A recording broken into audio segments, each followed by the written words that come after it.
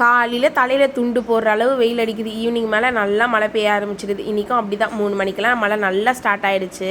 சூடாக ஏதாவது கேட்டுட்டு இருந்தான் இனியா. அதனால் இந்த 3 இன்க்ரீடியன்ட் வச்சு சூப்பரான ஒரு போண்டா ரெடி பண்ணிடலாமா. ஒரு நல்ல பெரிய வெங்காயத்தை பொடி பொடியாக நல்லா நறுக்கி எடுத்துக்கிட்டேன். அதே மாதிரி ஒரு பச்சை மிளகாவையும் நல்லா பொடி பொடியாக நறுக்கியாச்சு. எங்கள் 2 பேருக்கு மட்டும்தான் அப்படின்னு செய்கிறதுனால கொஞ்சமாக மைதா மாவு கூட பார்த்திங்கன்னா நறுக்கிய வெங்காயம், பச்சை மிளகா, எங்ககிட்ட என்ன காய் இருக்கோ அதை கூட ஆட் பண்ணிக்கலாம். நான் எப்போதும் எதுவுமே செய்யலை. ஆனால் கேரட் கூட யூஸ் பண்ணிக்கலாம். கேரட், பீன்ஸ் எல்லாமே சாப்பரில் நல்லா சாப் பண்ணி போட்டிங்கன்னா இன்னும் டேஸ்ட் அல்டிமேட்டாக இருக்கும். என்கிட்ட இன்றைக்கி இருக்கிறத வரைக்கும் வச்சு சிம்பிளாக செஞ்சேன். ஆனால் டேஸ்ட் என்னமோ சூப்பராக இருந்துச்சு. மாவு தண்ணி ரொம்ப ஊற்றிட்டிங்கன்னா நிறைய எண்ணெய் பிடிக்க ஆரம்பிச்சிடும். மித்திரனுக்கு கூடவே கஞ்சி ரெடி பண்ணிட்டேன். இதில் கிட்டத்தட்ட 11 இன்க்ரீடியன்ட் போட்டு அரைச்சி வீட்டிலே யூஸ் பண்ணிகிட்ருக்கேன். வெளியே வாங்கினா அவனுக்கு சுத்தமாக செட் ஆக மாட்டேங்குது.